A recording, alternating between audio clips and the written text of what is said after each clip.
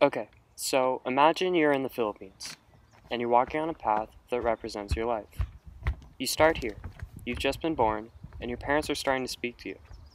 Whether or not you know it, this will be a language that you will speak for the rest of your life. Your parents are of the Aeta tribe, so naturally, you'll speak that language.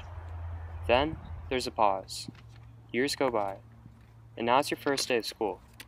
You get to school, and you find out that your class is taught in Tagalog, the Philippines' national language, and you're learning English. You have no idea what's going on. You come home from school that day, and you tell your parents what happened.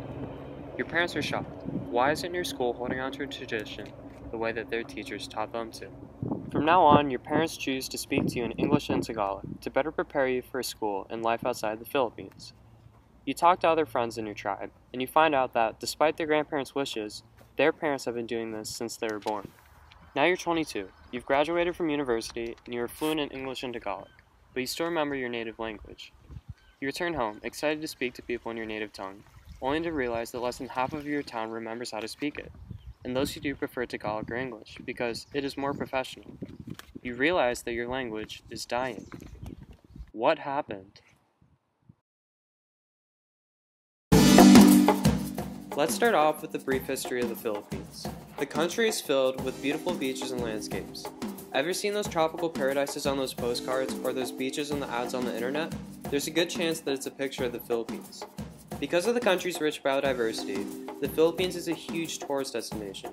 Its tourism contributes to over 6% of its GDP. 10% of the workforce in the Philippines is a part of the tourism industry.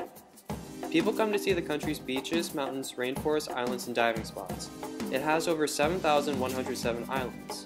People also come to witness the country's rich and historical heritage. What people don't understand, though, is that this cultural heritage is at great risk. Of the 171 languages in the Philippines, 30 are endangered, 60 have less than 10,000 speakers, and 4 have already gone extinct. The reasons for this all started many years ago. Around 1600, the Spaniards came to the Philippines to colonize the islands.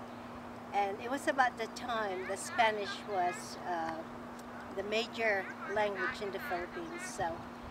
But they were there for about 400 years, and then in 1901 there was the Spanish-American War and Filipino War, and the Spaniards, of course, lost the islands to the Americans, and the Americans came and colonized the Philippines for 50 years. So at about that time, Spanish was the official language, and so was English, and then Tagalog came in place. And as far as I could remember, my grandparents and parents spoke Spanish and Tagalog, which is at that time the national language. But then Spanish was phased out, and everybody started speaking English after the colonization of the islands by the Americans. So English became the medium of instruction in the school system. And every now and then the schools will be teaching Tagalog, but very rarely, because it was not an official language. There are several other dialects that's spoken in many islands in the Philippines, and these are not being taught in school, but Tagalog is still being taught.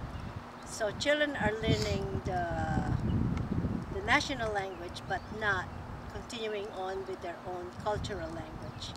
For me, it's a matter of moving from a small island to the big city of Manila, and Tagalog was the major national language, so we spoke that.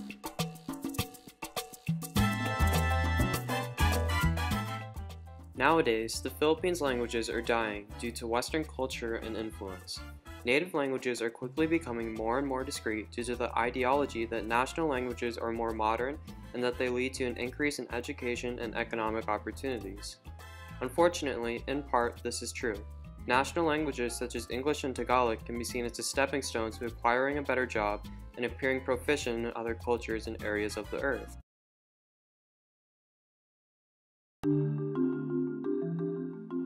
Right now, there are 171 languages in the Philippines. By the year 2100, it's estimated that half of these languages will be extinct. To some people, this may seem like a good thing. Fewer languages in the world mean a more globally connected civilization, where there is mutual understanding and peace, right? In reality, the loss of these languages will create a catastrophe. Languages are the backbone of the Philippine culture. Without them, the Philippines is like a tree without any roots. Historians will lose another source of precious data. Elders are unable to pass on their inherited knowledge, and Filipino life before the colonization of the Spanish goes undocumented. Most importantly, though, is the fact that the people of the Philippines lose a part of their cultural identity, and a part of themselves.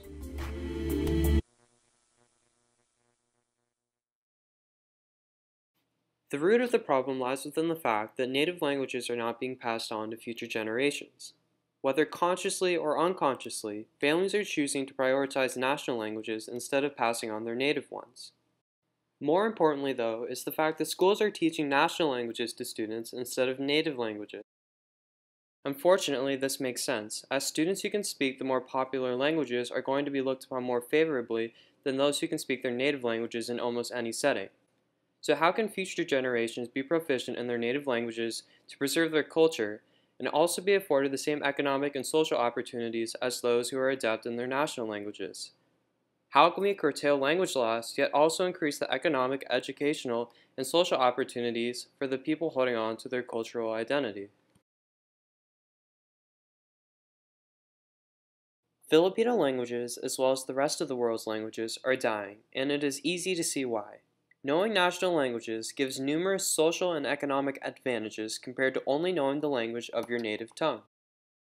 Because of this, many languages are going extinct. Some scientists believe that the best way to counter this is to document these languages on mass scales. Doing so would give each language a text to refer back to. Some groups, such as the Endangered Language Alliance, aim to preserve these endangered languages by working with native speakers to document and maintain them. They appear to be successful in this. But isn't this just a way to prepare for the worst? If these languages are already being documented because people don't speak them anymore, isn't the language already dead? The best way to preserve these languages is obviously to speak them.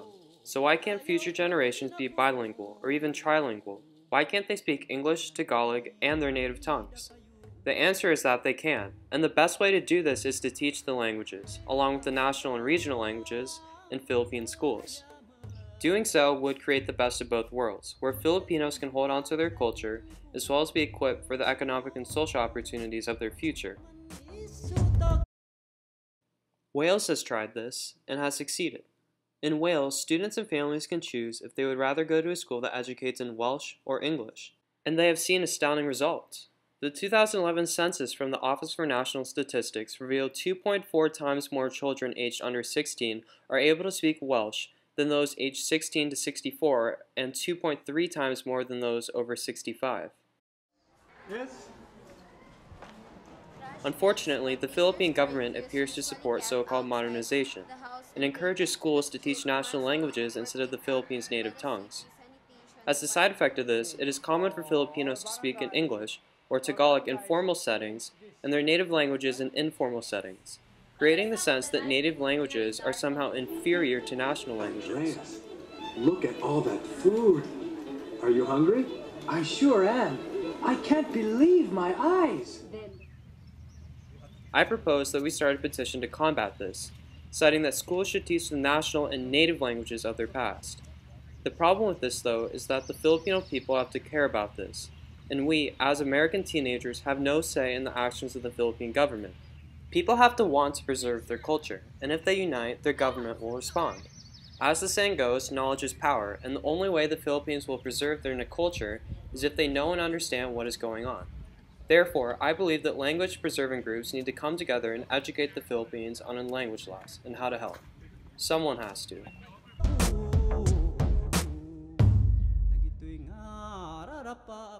Another, less formal idea would be to increase the connotation of some of these languages through art or music.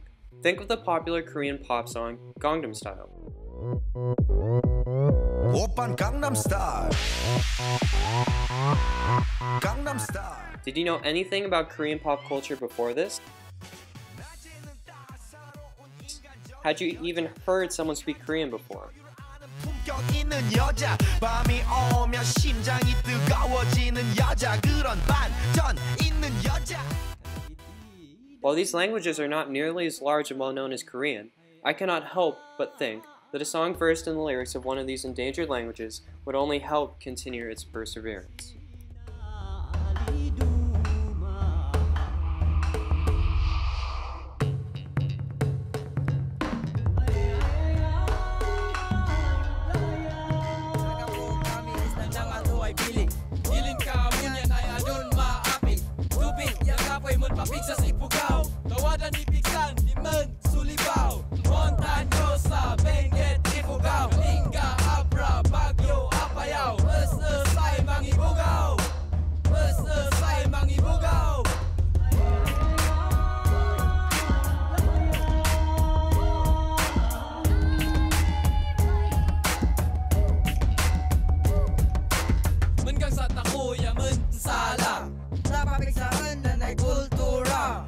Takot ipasas na ungong